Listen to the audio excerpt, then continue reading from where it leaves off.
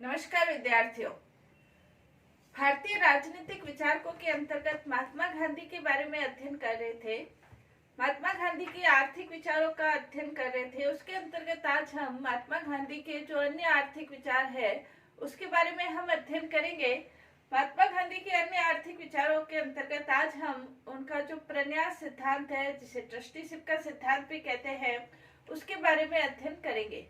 महात्मा गांधी ने आर्थिक क्षेत्र के अंतर्गत जो बुराइयां हैं, शोषण की वृत्ति है, अन्याय अत्याचार है, इन सब का समाधान के लिए उन्होंने नैतिक जो आधार है वो प्रदान किया और इसके लिए आर्थिक जगत की बुराइयों के समाधान के लिए उन्होंने प्रन्यास सिद्धांत का प्रतिपादन किया।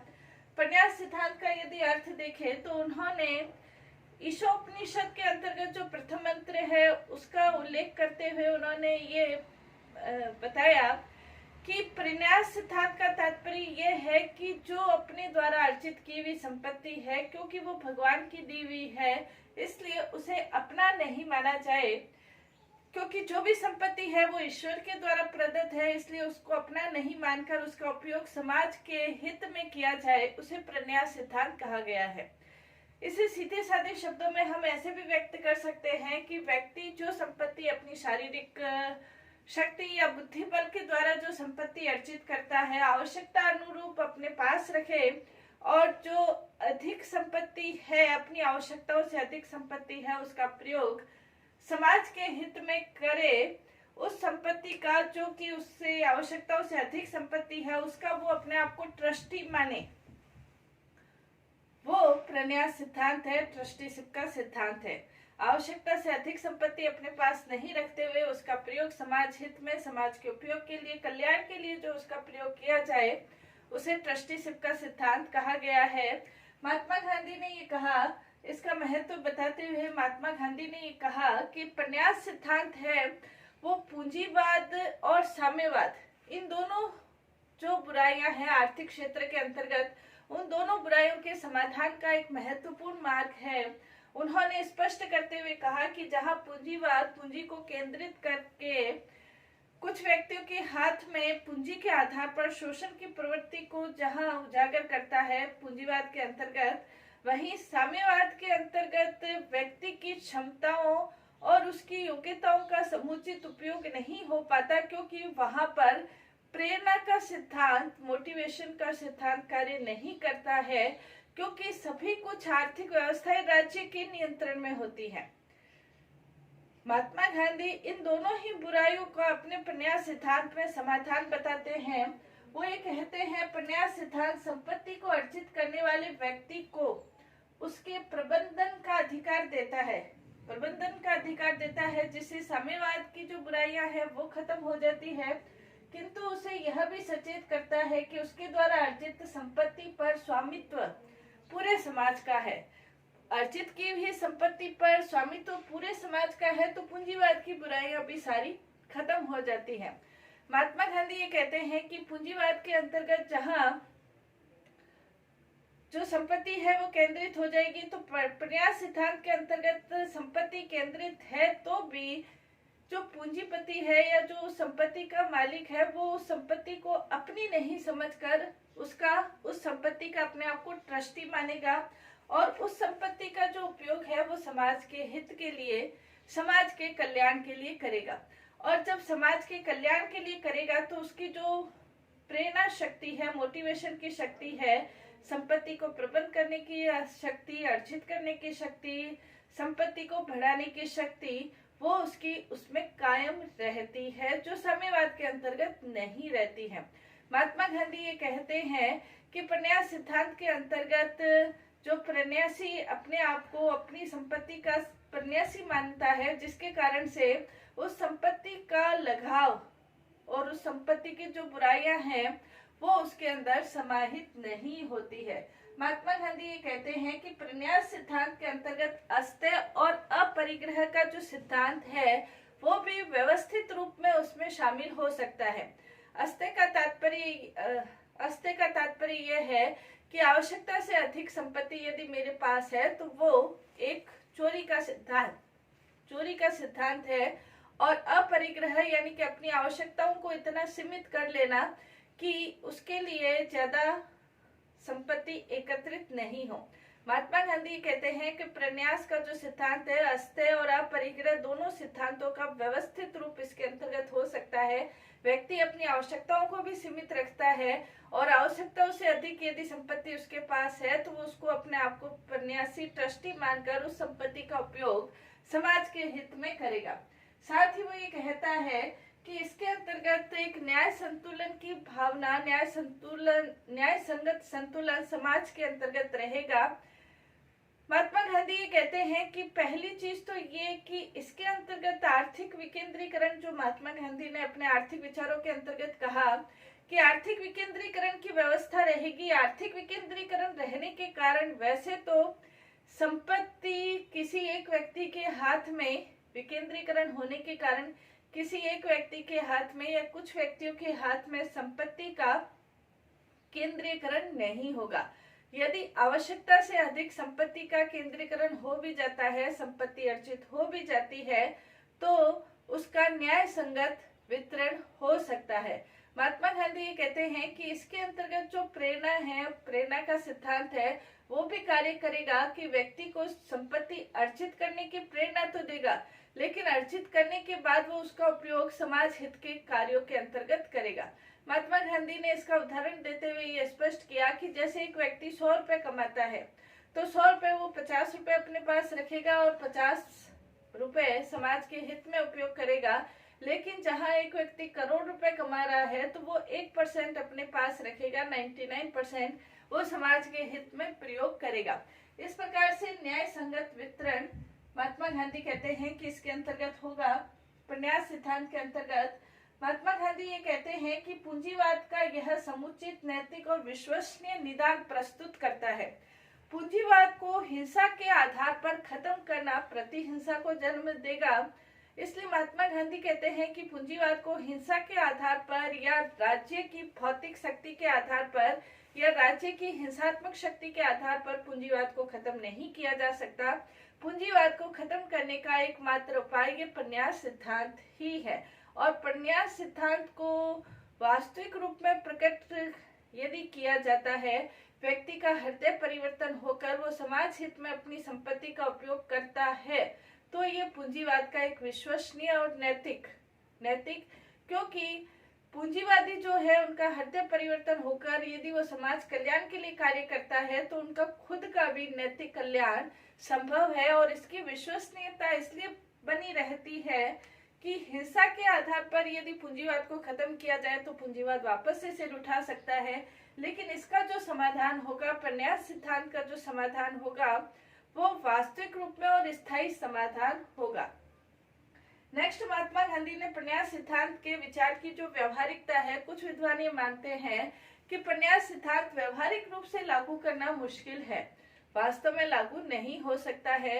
महात्मा गांधी इसका उदाहरण देते हुए कहते हैं कि प्रन्यास सिद्धांत व्यवहारिक रूप से भी लागू हो सकता है और व्यवहारिक रूप से लागू करने के लिए महात्मा गांधी ने कहा कि जैसे दान की परंपरा भारतीय संस्कृति के अंतर्गत हमेशा से ही रही है।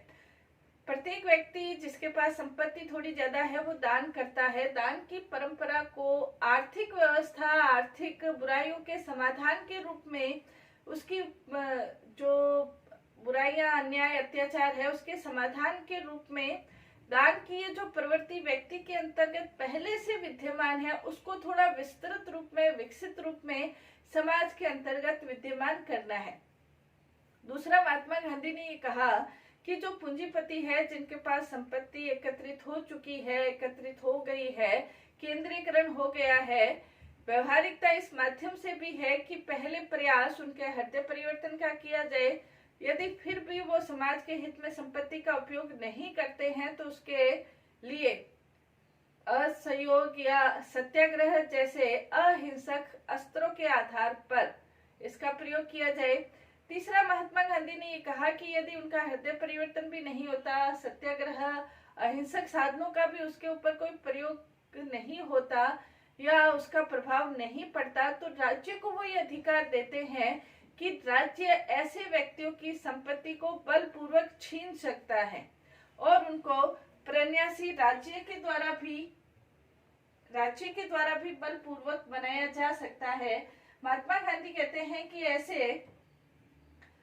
ऐसे व्यक्तियों की संपत्ति को राज्य के द्वारा बलपूर्वक छीन लिया जाना चाहिए, और बलपूर्वक तभी छीना जाना चाहिए जब सारे जो अहिंसक साधन है वो असफल हो जाए, तब राज्य के द्वारा ऐसा प्रयास किया जा सकता है। लेकिन राज्य के द्वारा जो प्रयास किया जाए वो अंतिम विकल्प के रूप में होना चाहिए, पहले विकल्प के रूप में नहीं होना चाहिए। तो महात्मा गांधी कहते हैं कि प्रन्यास सिद्धांत की व्यवहारिकता स्वयं सिद्ध है। यदि व्यक्ति खुद बने, व्यक्ति के पास दो ही विकल्प है, या तो वो खुद स्वेच्छा से प्रन्यासी बन जाए, या अहिंसक साधनों के आधार पर उसे प्रन्यासी बनाया जाएगा, या राज्य के द्वारा बनाया जाएगा। यानी कि उसे प्रन्यासी तो बनना ही होगा, ट्रस्टी बनना ही होगा, अपनी संपत्ति का उपयोग समाज के हित में करना ही होगा। इसके अंतर्गत ट्रस्टीशिप की धारणा के अंतर्गत उत्तराधिकार की कोई व्यवस्था नहीं है। जो भी संपत्ति का उत्तराधिकारी है, उसका संपत्ति है, अतिरिक्त संपत्ति है, उसका प्रयोग समाज कल्याण के कार्यों के लिए किया जाएगा। तो इसके अंतर्गत महात्मा गांधी ये कहते हैं उत्तराधिकार की इसके अंतर्गत कोई व्यवस्था नहीं है।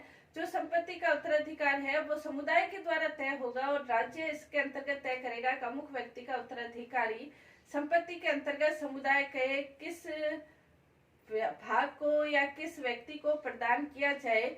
उस व्यक्ति के उत्तराधिकारी की कोई व्यवस्था प्रन्यास सिद्धांत के अंतर्गत नहीं है। नेक्स्ट, इनके आर्थिक विचारों के अंतर्गत महात्मा गांधी ने श्रम और पूंजी के ऊपर भी अपने विचार प्रकट किए हैं। श्रम और पूंजी के ऊपर विचार प्रकट करते हुए महात्मा गांधी ये कहते हैं कि ईश्वर ने सभी व्यक्तियों को अपने श्रम के आधार पर अपनी आजीविका प्रदान करने के लिए बनाया है, और जो व्यक्ति श्रम के आधार पर अपनी आजीविका ग्रहण नहीं करता है वो वास्तव में चोर है। महात्मा गांधी ये कहते हैं कि श्रम और पूंजी के मध्य नैसर्गिक टकराव नहीं है, बल्कि श्रम के माध्यम से ही पूंजी बनती है, और पूंजी के माध्यम से ही श्रम अपना सार्थक स्वरूप ग्रहण करता है।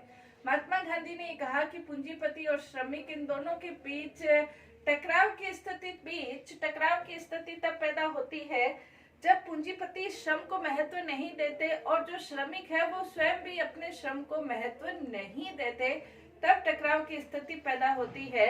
सोना चांदी हीरे मोती उनका मूल्य तभी है जब श्रम के साथ उनको जोड़ा जाए। यदि श्रम के साथ उनको नहीं जोड़ा जाता है, खाद्यान्नों में सोना पड़ा रहता है, उसके साथ श्रम मिलता है, तभी वो खाद्यान्नों से बाहर सोना चांदी खनिज भंडार या जो भी बहुमूल्य वस्तुएं हैं तभी निकाली जा सकती है। बहुमूल्य वस्तुओं का निर्माण, दूसरी चीजों का निर्माण श्रम के आधार पर ही निर्धारित हो पाता है। लेकिन श्रमिक अपने श्रम को महत्व नहीं जानते हैं, और पूंजीपति अपने जो श्रमिकों का श्रम है उनका महत्व को नहीं जानते हैं। दोनों का मूल्य तभी है जब दोनों एक दूसरे से संयुक्त है। पूंजी का महत्व तभी है जब उसके साथ श्रम मिलता है, और श्रम का महत्व तभी है जब उसके साथ पूंजी मिलती है। बिना पूंजी के, बिना किसी कार्य के आप श्रम क्या करेंगे? श्रम का कोई महत्व नहीं रह जाता। इसलिए महात्मा गांधी ये कहते हैं कि हम ये सोचते हैं श्रम और पूंजी के बीच टकराहट की स्थिति है। वास्तव में दोनों का महत्व तभी है जब दोनों एक दूसरे के साथ संयुक्त रूप से सम्मिलित हो और दोनों अपने एक दूसरे के महत्व को जाने। महात्मा गांधी ने कहा कि एक श्रमिक जिसके हाथ में सत्य है और दूसरे हाथ में अहिंसा है, वो श्रमिक अजय बन जाता है। महात्मा गांधी ने ये भी कहा कि वास्तविक रूप में पूंजीपति अपना कार्य, अपने जो उद्योग है उसके अंतर्गत श्रमिकों की सहभागिता निश्चित करे और श्रमिक समर्पण भाव से श्रम करे, तो दोनों के बीच सहयोग की स्थिति पैदा हो सकती है।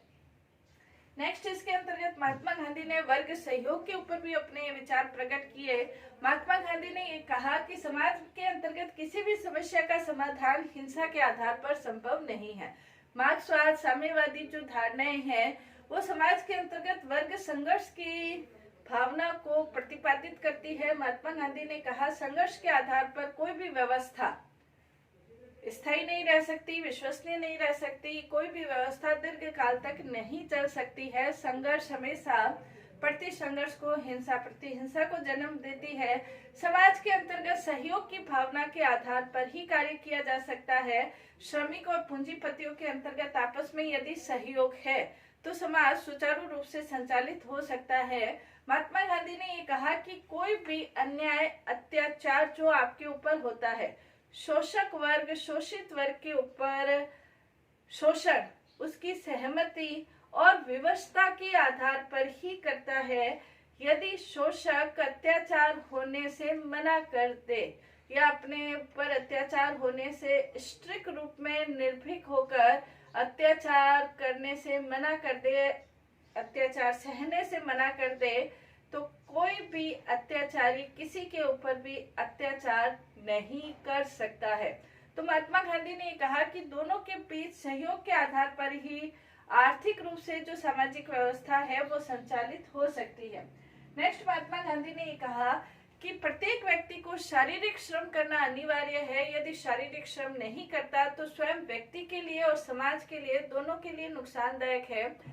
महात्मा गांधी ने कहा कि ईश्वर ने व्यक्ति के शरीर का निर्माण इसी संदर्भ में किया है कि वो कुछ न कुछ शारीरिक श्रम करे। महात्मा गांधी ने कहा कि शारीरिक श्रम के द्वारा व्यक्ति अपनी रोटी को खुद उत्पादित करे और जो उसका बौद्धिक श्रम है उसके द्वारा जो अर्जित संपत्ति है उसका प्रयोग वो समाज के उपयोग के कल्याण के कार्यों के लिए करे।